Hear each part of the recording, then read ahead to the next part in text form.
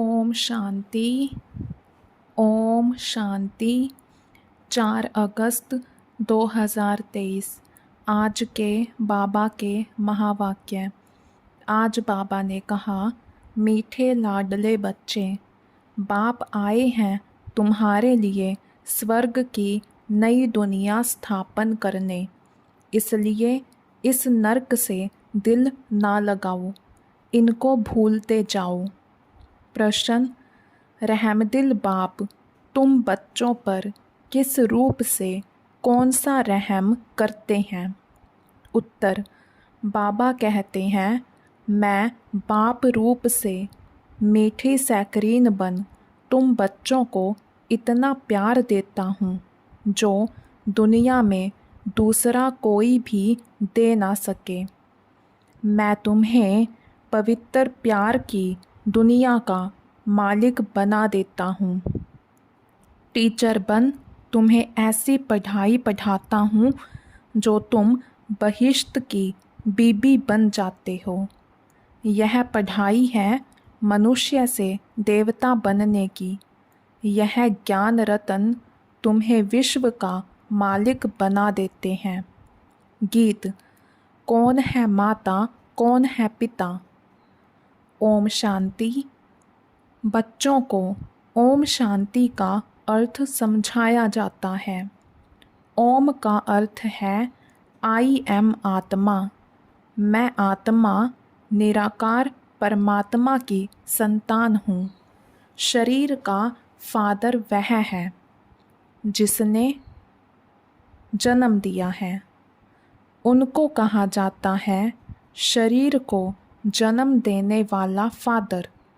और शिव बाबा है आत्माओं का बाप। वह तो है ही है। ढेर के ढेर करोड़ों आत्माएं अपनी निराकारी दुनिया में रहती हैं। वहाँ सदैव निर्विकारी ही हैं। विकारी तो परम धाम में रह ना सके।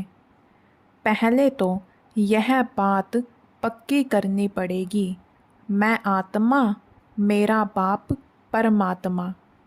आत्मा के संबंधी सब भाई भाई हैं।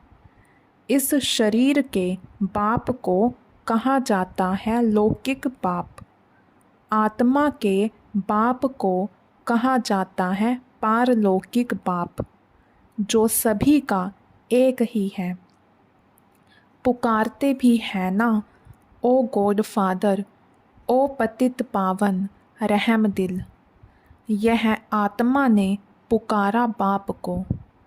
आत्मा इस शरीर के साथ दुखी है। फिर सतयुग में आत्मा को शरीर के साथ सुख है, इसलिए उसका नाम ही है सुखधाम स्वर्ग। यह है नरक। गाया भी जाता है ना, दुख में सिमरन सब करें। याद करते हैं पतित पावन को, समझते हैं पतित पावन बाप ऊपर परम धाम में रहता है। गंगा को पतित पावनी नहीं कहेंगे। गंगा को तो इन आँखों से देखा जाता है। निराकार बाप को अथवा आत्मा को नहीं देखा जा सकता। परम पिता परमात्मा प्राणदाता, जो दिव्य चक्षु विधाता है, उनको कहा जाता है ओ गॉड फादर क्रिएटर। अच्छा, फिर मदर कहाँ से आई? मदर बिगर बाप सृष्टि की रचना कैसे रचें? मदर तो ज़रूर चाहिए ना। गॉड फादर मनुष्य सृष्टि का रचयिता, वह है सबका बाप। फादर है तो मदर भी ज़रूर होगी। बाप आकर समझाते हैं, मैं हूँ ही निराकार। मैं जब आऊँ, शादी करूँ, तब बच्चे होंगे, परंतु शादी तो करनी नहीं है। बच्चे पैदा करने हैं शादी बिगर। बच्चों को मैं अडॉप्ट करता हूँ। समझो, कोई को स्त्री नहीं है। चाहते हैं कि अपनी मिल्कियत किसको देकर जाऊं। फिर धर्म के बच्चे बनाते हैं, अडॉप्ट करते हैं तो माँ बाप दोनों ठहरे ना। तो बेहद का बाप कहते हैं कि मैं भी फादर हूँ। मैं कैसे रचूं? समझ की बात है ना। बाप खुद आकर समझाते हैं, मुझे शरीर तो चाहिए ना, तो इनका आधार लेता हूँ। तुम कहते हो हम ईश्वर की संतान हैं। ईश्वर की संतान तो सब हैं, परंतु इस समय बाप सम्मुख आया हुआ है। तुम बच्चों को गोद में लेते हैं। तुम समझते हो हम बाबा के बच्चे बने हैं। बाप है स्वर्ग का रचयिता। स्वर्ग का मालिक बनाने के लिए राजयोग सिखलाते हैं। खुद बैठ बतलाते हैं, मैं निराकार गॉड फादर हूँ। निराकार को मनुष्य सृष्टि का रचयिता कैसे कह सकते? तो बच्चों को अडॉप्ट कर उन्हों को ही बैठ समझाते हैं कि मैं शिव निराकार हूँ। तुम भी निराकार आत्माएं हो। तुम गर्भ जेल में आते हो, मैं गर्भ जेल में नहीं आता हूँ। तुम्हारे लिए है आधा कल्प गर्भ महल, आधा कल्प है गर्भ जेल। क्योंकि आधा कल्प माया रावण पाप कराती है। सतयुग में माया होती नहीं जो पतित दुखी बनाए। मैं 21 जन्मों के लिए तुमको स्वर्ग का वर्षा देता हूँ। नई दुनिया स्वर्ग को कहा जाता है।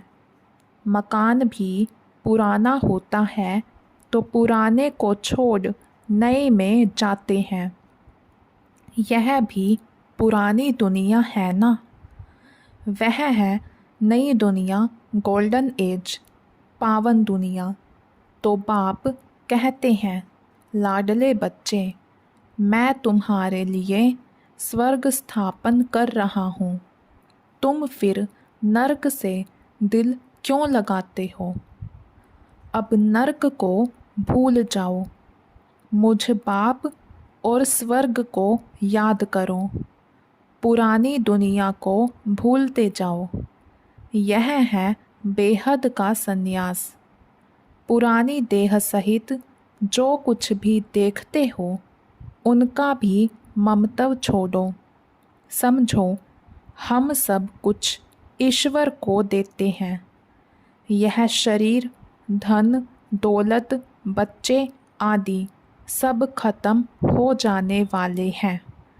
यह वही महाभारी महाभारत लड़ाई है जिसके द्वारा मुक्ति, जीवन मुक्ति के गेट्स खुलने हैं। हरि का द्वार कहते हैं ना। हरि कहा जाता है श्री कृष्ण को। उनका द्वार है बैकुंठ। बैकुंठ के गेट बाप आकर खोलते हैं। वहाँ कोई पतित जा नहीं सकता, इसलिए पतित से पावन बनाते हैं, दुख से लिबरेट करते हैं और कोई लिबरेट कर ना सके। दुख हरता सुख करता बाप ही है। बाप कहते हैं, मैं तुमको राजयोग सिखाता हूँ, सदा के लिए सुख देने आया हूँ। मैं तुम्हारे लिए बैकुंठ हथेली पर लाया हूँ। तुम राजयोग सीखकर मनुष्य से देवता बनते हो। बुद्धि भी कहती है कि बरोबर समझ की बातें हैं। समझो यह पुरानी दुनिया है, फिर यह नई बनेगी। सर्वशक्तिमान एक ही बाप है जो अपनी शक्ति से स्वर्ग का मालिक बनाते हैं। चाहते भी हैं एक राज्य हो, ऑलमाइटी अथॉरिटी राज्य हो, सो तो सतयुग त्रेता में अटल अखंड सुख शांतिमय देवी देवताओं की राजधानी थी। कोई विघन नहीं था। उनको अद्वैत राज्य कहा जाता है। दूसरा धर्म ही नहीं जो दुखी बने। अभी देखो, भल क्रिश्चन एक ही धर्म के हैं तो भी उन्हों की आपस में बहुत लड़ाई होती है, क्योंकि माया का राज्य है। सतयुग में माया होती नहीं।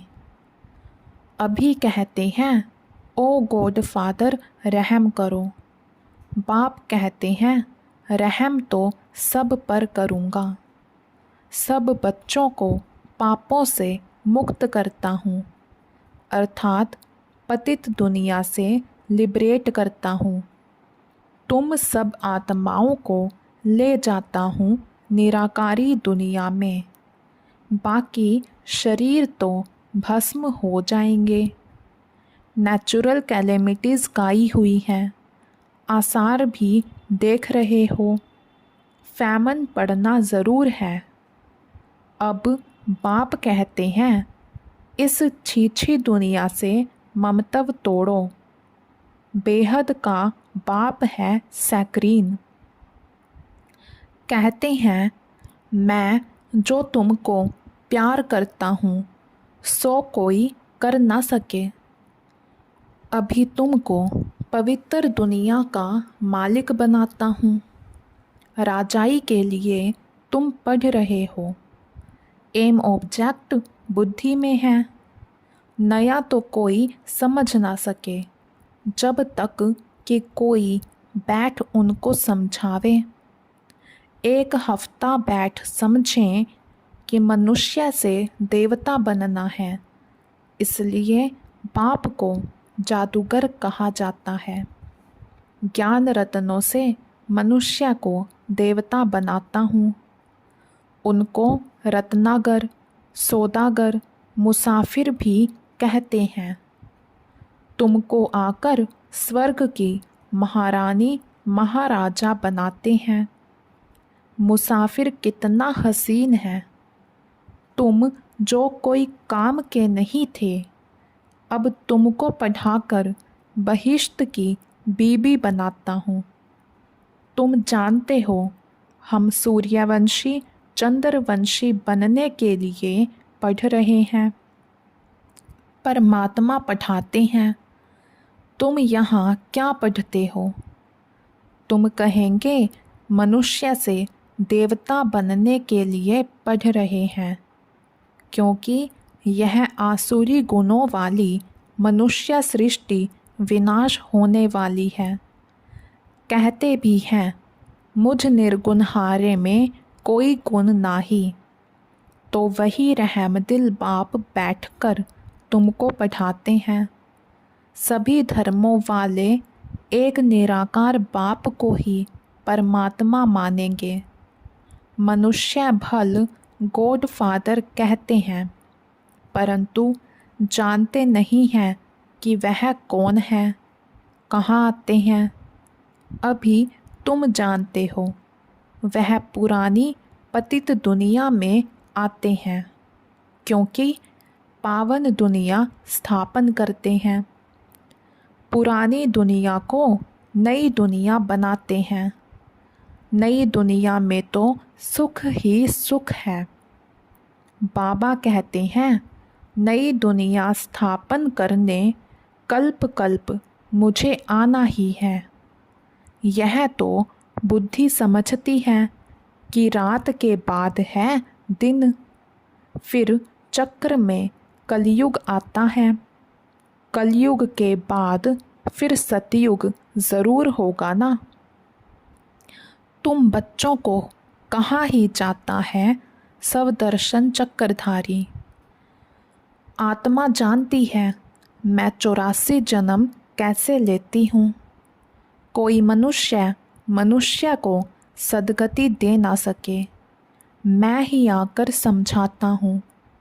हम तुमको पावन बनाते हैं। योग बल से तुम विश्व पर जीत पाते हो। बाप है सर्वशक्तिमान। बाप से तुमको बेहद का वर्षा मिलता है। आकाश, पृथ्वी, सागर आदि सब तुम्हारा हो जाएगा। यहाँ तो देखो, आकाश पर भी हद, पानी पर भी हद लगी है ना। कहते हैं हमारे पानी के अंदर तुम नहीं आओ। तुम तो वहाँ सारे विश्व पर राज्य करते हो ना। स्वर्ग तो फिर क्या, स्वर्ग को भूल नहीं सकते। मनुष्य जब मरते हैं तो कहते हैं स्वर्गवासी हुआ, परंतु स्वर्ग है कहाँ? ज़रूर नरक है ना। यह है ही हेल। सब मनुष्य दुखी हैं, सब पतित हैं। यह राज्य ही रावण का है, जिसको जलाते रहते हैं परंतु जलता ही नहीं है। रावण को 100 फुट लंबा बनाते हैं और बढ़ाते रहते हैं। दिन प्रतिदिन लंबा करते रहते हैं, परंतु समझते नहीं हैं।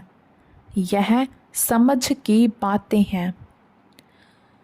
यहाँ देखो, मुरली चलती है तो फिर टेप में भरी जाती है, क्योंकि गोपिकाएं मुरली बिगर रह ना सके, तो यह प्रबंध है। मुरली बिगर तो तड़फते हैं, क्योंकि यह मुरली है जीवन हीरे जैसा बनाने वाली। यहाँ बाबा पढ़ाते हैं, जो मुरली फिर लंदन, अमेरिका तक जाती है। बच्चे सुनकर बहुत खुश होते हैं। गाया हुआ है, गोपिकाएं मुरली बिगर रह नहीं सकती थी। यह नॉलेज गॉड फादर ही सुनाते हैं। मुख्य एक बात समझानी है कि यह हमारा बेहद का बाप है। इनसे स्वर्ग का वर्षा मिलता है। आत्मा कहती है मेरा बाप परमात्मा है। वह आत्माओं को पढ़ा रहे हैं। ऐसा और कोई कह ना सके कि मैं परमात्मा तुम आत्माओं को पढ़ाता हूँ। ऐसे भी नहीं कहेंगे कि मैं परमात्मा नॉलेजफुल हूँ। तुम बच्चों को बहुत अच्छी रीति समझाया जाता है, परंतु सबकी बुद्धि एक रस तो नहीं होती है। कोई की सतो प्रधान बुद्धि है, कोई की सतो रजो तमो। इसमें टीचर क्या करेंगे? टीचर कहेंगे पढ़ाई पर पूरा अटेंशन नहीं देते थे।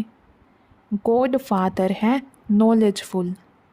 जैसे टीचर नॉलेजफुल है, स्टूडेंट को पढ़ाते हैं, आप समान बनाते हैं, वैसे इस सृष्टि चक्र की नॉलेज गॉड फादर के पास ही है और कोई नहीं जानते।